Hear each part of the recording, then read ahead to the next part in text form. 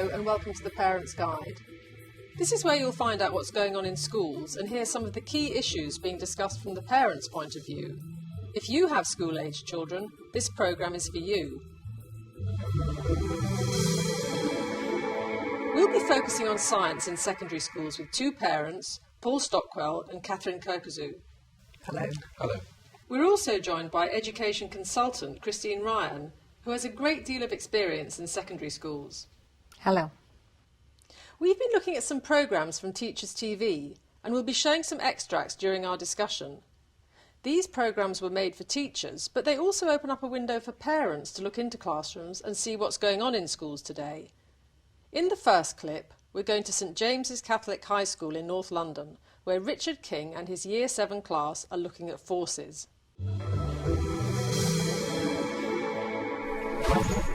Right, I want to put it on this chair. Do you think it's going to be alright on this chair? Yeah, put it on. If I put it on a bit like that. No. Is it going to fall off? No. Yes. Do you think it's going to fall off? Yes. What's going on? Can anyone explain that to me, please? Holly? The air resistance is acting upon the box and then Right. acting in the air. Right, you've got some good ideas there. You're thinking about air resistance, which is important, but don't forget air resistance only happens when something is moving. It's not moving. I tell you what, there might be something in the box which could help us. Maybe it's that. Is that what's keeping the box up? No. Why not? It's a helium balloon. It's pulling upwards. Is that strong enough to lift our box up? No. So what must it be then? Fernanda, what do you think? There's something really, really heavy pushing down on the chair, so the box will stay up. There's something heavy pushing down on the chair. If I turn the chair around like this, it doesn't look like the box should stay up, should it? No. Where do you think that heavy object is? You lot are geniuses. Kathryn, does that remind you of your science lessons at school? Unfortunately not. That looked really exciting, and it was nice the way they got the whole group involved and they were all able to guess what they thought it was, and yet they weren't put down when they got the wrong answer. They were just encouraged to give more suggestions, and eventually they sort of whittled it down. But I thought that was a really exciting way of teaching forces. Do you agree with that, Paul? Yes, I think that clip was excellent. That's demonstrating enthusiasm, and it's all about enthusiasm and commitment. Are you concerned, though, that there seems to be a sort of lower take-up now in terms of taking subjects like physics to a higher level? Yes. I mean, when we look at UK Limited, we need science and we need engineering. We need people who create wealth, and that's what we're losing by losing scientists. And is there a problem with physics in particular? We read that quite a lot in the papers, don't we? Yes, certainly. I mean, the numbers of students pursuing physics even to A level is down again, and it is a national problem that we face for all the sciences, and physics, chemistry in particular. What about girls in particular, though? Because that's the one subject that in secondary school girls seem to switch off more quickly than boys, possibly. Yes, actually they do well at science. There's very little difference in terms of how they perform in exams between boys and girls. But not so many of them take it on beyond GCSE. What about parents, though? Do you think for some parents the language of science, the vocabulary, is so complicated at secondary level that they can't really support their children? No, I don't think so. I think there could be some activities that could be done at home with normal everyday household objects, perhaps as worksheets or homework or whatever, to get parents perhaps more involved with science and maybe do a little more practical work. Kathryn, would you feel confident doing science at home with your children? I think the biggest science experiment is probably letting my daughter loose in the kitchen. But that is practical science, you know, whether it's cooking and baking. So whereas we might not know, you know, the technical terms for everything that's going on, it is all good practical experience. But now I'm afraid I'm not au fait with, you know, the correct terminology. But you can get so many science experiments that you can pick up in shops these days for children, and I think it's, you know, that's a way of perhaps getting parents involved. You know, as you say, practice doing them at home. OK, well, next we're going to an unusual school, Redbourne Upper School in Bedfordshire, where they have their own farm. This gives students all kinds of experiences and learning opportunities, not just in science, but across the curriculum. We get students that have opted to use the farm and come here on regular lessons. We have art students who come down and use our animals for sketching practice, and they find out that the animals don't necessarily stand still when they want to sketch them. We have also number and maths department have come in and used with some of those who like to get practical data capture, and then that comes into science too, where the students actually take the recordings and then take them away and make their graphs and interpret graphs from it.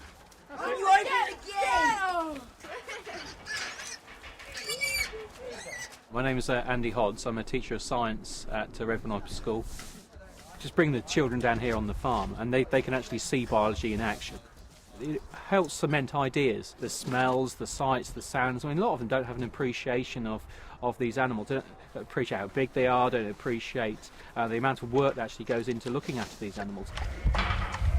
In some students, it's actually given an appreciation of the food cycle as well, that they don't take things for granted. Meat isn't just a pink thing on a slab in Tesco's. I'm Vince, I'm in year 11, I'm doing a NVQ in level 1 in horticulture and livestock. I'm Tom, I'm in year 11 also, and I'm doing NVQ in agriculture and horticulture as well. It's different to all other schools where we can come down here and learn completely different things to like other people learn, and I really enjoy like the outdoor feel of it and not being stuck in the classroom the whole time. Paul, do you think that kind of practical hands-on learning could help a child's self-esteem? Yes, I mean, it's inspirational, isn't it? It's why can't we have one of those? I think there is a lot to that. Why can't schools have a veggie plot and sell the produce as a business and enterprise scheme? It's opened my eyes anyway. Kathryn, what do you think? I thought it was great, as you say, the sense of responsibility that the students were given, that they felt that there was something that they were in control of, that perhaps if they're not that happy in a classroom environment, that they have the opportunities to work outside. It's getting the right balance. It's not going to suit all students, but I think if you can give them variety, then that's going to encourage them, you know, to keep on achieving things. Christine, do you know of schools where they're managing to bring these sort of alternative ideas, maybe a veggie plot, into a school in an inner city, for example? Yes, there are, and those places where they have put in the effort, but it does need to be something that's taken on really by the whole school. There needs to be someone driving it forward, an enthusiasm there, but it certainly pays dividends for children, perhaps for whom the conventional curriculum doesn't really capture their imagination. Do you think that pupils in a rural school then, and you come from a semi-rural area, I believe, have an advantage that other pupils wouldn't have? Or do you think you could make the most out of the science of an urban environment? I think you could, although there are space limitations, obviously. If you're looking at a school that is looking to keep chickens and a vegetable plot, they need to have the space to do that. That's away from residential areas, so there's that kind of aspect.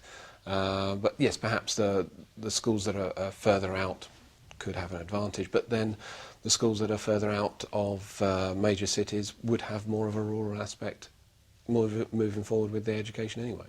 And what about using the internet? Do you think that could bridge the divide? Bring the different environments home to young people? It's not the same as doing it, is it? You need to get your hands dirty, I think, really. I think that's true. They talked about the fresh air, and I think as parents, I certainly felt that it was great to see them being outside, for example. Do you think this will come more into the core curriculum, this kind of practical hands-on experience? Yes, certainly. The curriculum has been revised, and in fact a new curriculum is being piloted at the moment, which has a much stronger practical element to it, and also has tried to shift the emphasis away perhaps from more pure science to science that might be more obviously relevant for children to their everyday life. Well, I think we've got an example of that new curriculum in our next clip when we visit Haggerston School, an all-girls school in Hackney, where they are piloting a new GCSE called 21st Century Science. This aims to offer a more inclusive approach to science and is particularly suited to girls. The students will be taking roles as members of the HFEA, and then they will be assigned 4 different case studies, and as that group of professionals, the students must then decide which one of those cases deserves the treatment more than the other and give reasons. This is part of the sort of the ethical issues that are discussed all the way through the 21st century science. A lot of emphasis is placed on ethics. What we're going to do is go over each case, just give a brief summary, tell me the group decision and why, and then the set of rules that you've come up with. We chose case number 2, where there's a couple whose son has a non-inherited blood type disorder, and they applied to the HFEA, applied to us for tissue typing to find a match for them, and we said no because they don't really need it because it's non-inherited, so they don't need to test for anything. Girl instead of a 4th son, and that we said no to that because parents shouldn't be allowed to choose what sex their baby is, and they should just go through it naturally and be happy with what they get.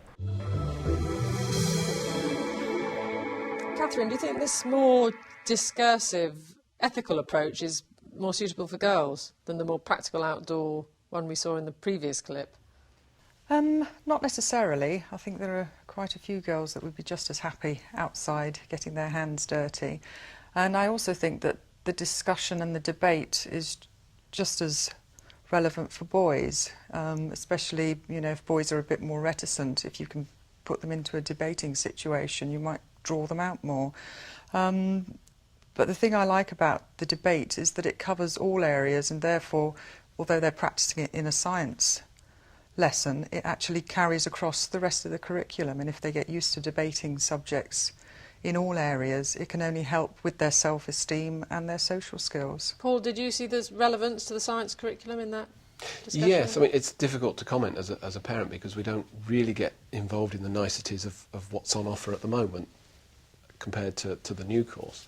But making science relevant to today's society is obviously a good thing, and by including things that are newsworthy, it means that they might actually start watching the news and think, oh, we were talking about that. Reading newspapers, perhaps. What was the science content in that lesson then, Christine? Was it the ethical dimension or the pure science that lay behind it? Well, it's both. I think what it's trying to do is to take a very important scientific concept, that of genetics, because they're likely to have studied the processes behind the genetics first, and then looking at what the implications of that are for society. It's really trying to get them to become scientifically literate because of the massive increase in scientific knowledge and decision-making that we have now in society. Do you think that discussion, Kathryn, is relevant to a science lesson as opposed to practical experimentation? Yes, because a lot of science is, here is a problem, how do we solve it? So you need to have the investigative qualities of pulling things apart and then, getting to the final answer. But I think it's the way that people approach the subject and test out different theories that's a key skill to have as a scientist. So I think discussion and bouncing ideas off each other sounds like a really good way forward. Paul, when you hear that the curriculum is about to be changed again, and you've already said that you're not really familiar with the current curriculum, does that make you sort of panic slightly and think, how can a parent ever really know what's going on in schools if it's changing all the time? No, I don't think so. Things should move forward. Things need to change as time moves forward. Of course it does. But I think active involvement by the pupil is key. Whether it's discussion, whether it's practical or whatever it is, they need to be, or at least feel involved in what's being taught, rather than I'll sit here and gather in all this knowledge. Do you think that it's a subject that lends itself more to continuous assessment rather than exams? I think the end-of-year exams puts a lot of pressure on one single performance on one single day. Whereas if they're being tested and throughout the year, obviously that's going to be of great benefit to, I think, most people. What we find though is the statistics that we find coming out of the schools are how many pupils have got through the exam, but the real issues, I think, are how many of those pupils are enthused enough to go on to take A-level.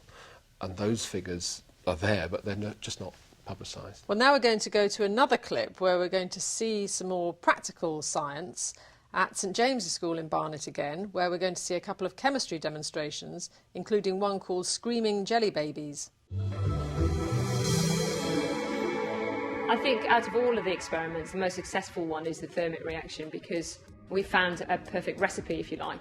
The technicians have managed to perfect the best way of setting the equipment up for us, and it lights exceptionally quickly and has a great effect. The thermic powder is bought in, so it's ready prepared, so it's just a matter of weighing out the correct measurements that we're going to use.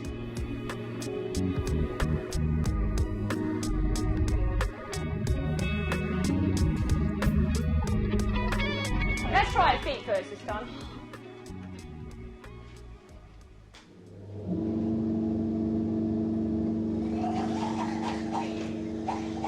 It certainly wouldn't, the lesson itself wouldn't have really had such an impact if it hadn't have been for those demonstrations. And the poor little jelly baby is howling.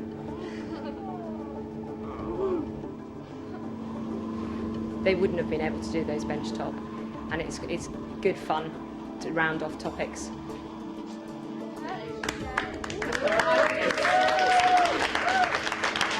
Marvellous.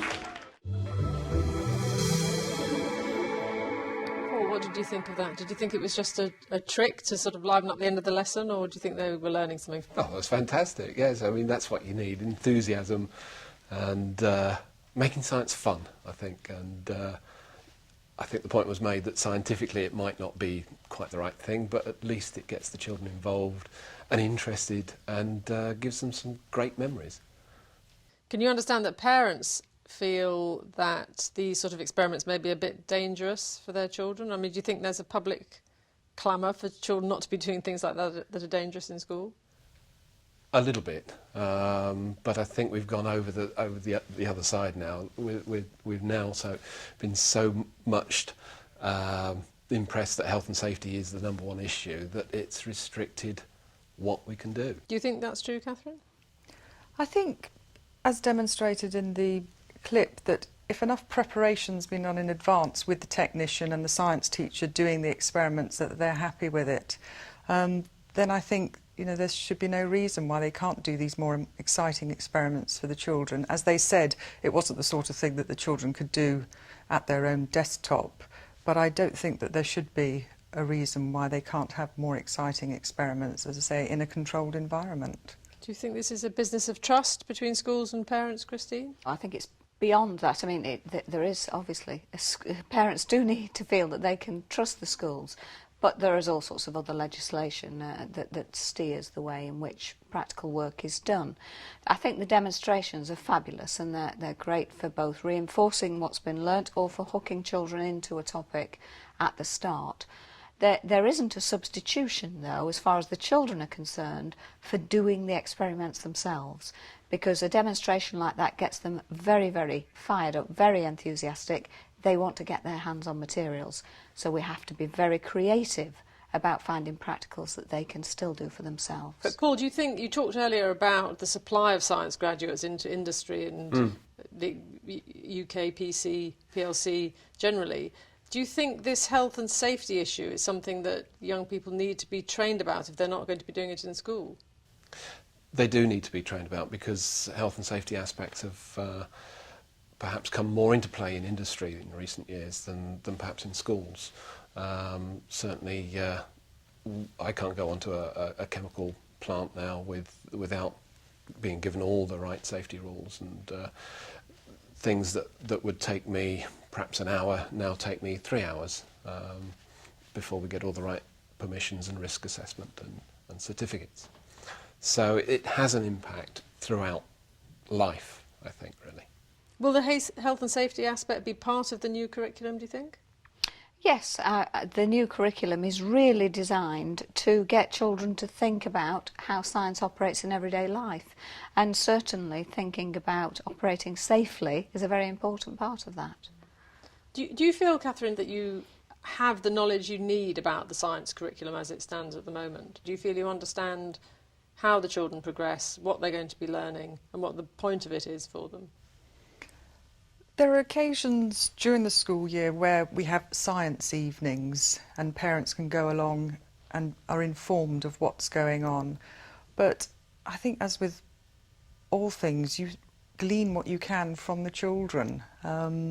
Parents, I don't think, have the time to take on board exactly what's going on in the classroom, and as long as they're informed by the school how the child is progressing, I think that's mainly what they're concerned about, that, you know, your child is progressing according to your expectations and enjoying it. And if your child's enjoying the subject, then that's the main thing. Well, I think enjoyment is very important, and now we're going to go to another very inspiring clip from a school, Ridlington School in Somerset, and Simon Pugh-Jones, who is a teacher with a passion for orchids. You're surrounded by probably several million rare tropical orchids. Several million? Several million. In these jars? Yeah. I mean, if you take some of them, here we are. Well, this is the stage we sell them at, so you're talking about 8 or 10 in that jar. But if you look at a jar that's germinating, this one was sown about 2 weeks ago and is just beginning to germinate in here now. We sold a whole seed pod of these. That's likely to be over 1 million seeds. Well, what I'm doing here is moving the orchid seedlings, as you can see here, onto the next stage of growth. And so all we have in here is extra chemicals and nutrients which they need to continue growing. It's just fun. It depends what you're working with. If you're working with something that's really boring, yeah, it isn't much fun. But if it's something that's quite interesting, something you haven't worked with before, it can be quite nice. Like what?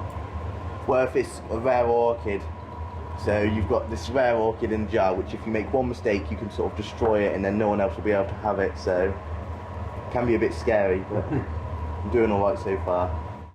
The school is a pioneer of conservation enterprise and runs a business called STEM Labs. The seeds of endangered species are sent here from remote areas of South America and India.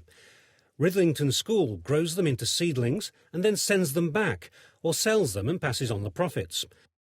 The plants not returned or sold end up here, in one of 4 greenhouses.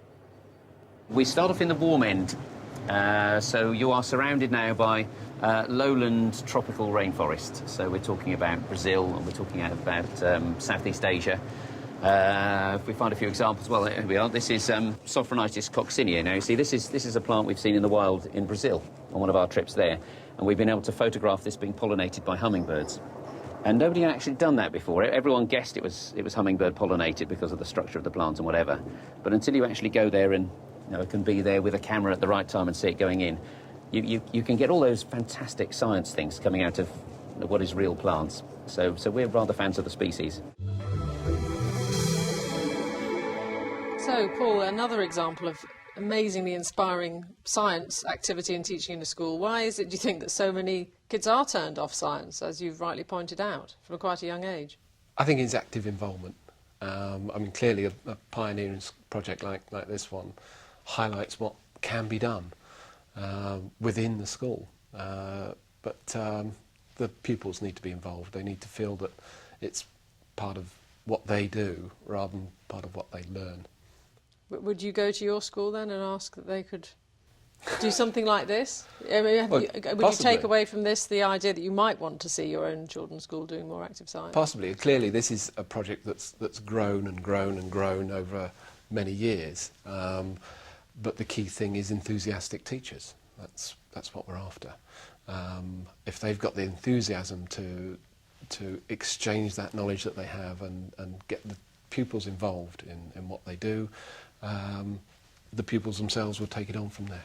So, Christine, it's a chicken and egg situation. We don't get the enthusiastic teachers until we keep the children learning science. That's right. That's right. And it is the absolute key, because if you lose their interest, if you can't keep them motivated, it's very, very difficult then to recapture it later, often when the science gets harder for them to study. So it's very important that we do present science in an enthusiastic way, and for that really you need people who are themselves keen and interested in the subject. Kathryn, what did you think about the link with business and enterprise? In the end, they were running a little business there, weren't they? Yes, I mean, it was fascinating. You ended up having a sort of total cross-curricular activity, really, because you'd be involving maths and business studies and marketing. And so what started off as a science project ends up covering, you know, a whole area of the curriculum. But it took one inspirational person to set it up, and that's what you hope, that every school will have its inspirational science teacher. There is a lot of talk now about making a more flexible curriculum. Do you think it would matter if children stop learning science at 14, if they wanted to? Would that bother you? I think so, just because there's so much new technology and developments happening in the outside world that it would be nice if they could carry on, and that, as we saw with the discussion, the ethical discussion, that things from the outside world continue to be part of the curriculum. So with the new 21st century science, then they have that essential core where they relate the outside world to science, and that it isn't given up too early. What about your children then? You've got a son who's quite creative. Why do you think he didn't pursue scientific subjects into the sixth form? It never really entered into the field. I think he was never enthusiastic about the scientific aspects of things. So it really didn't crop up at all. He doesn't link it with the creativity then, which we've seen, of course, can be done in these clips. No, it didn't. And your son is more scientific? He's more all-round, really. He likes the languages as well as the sciences. He's got a more mathematical brain, I'd say, which perhaps, you know, helps with the sciences. But I think if children can keep a more sort of open mind and look at school across all the subject areas and try and keep up interests in all, then that's good. But I'm afraid if you don't have an interest in science, you don't want to pursue it further on. Or you need a very inspiring teacher.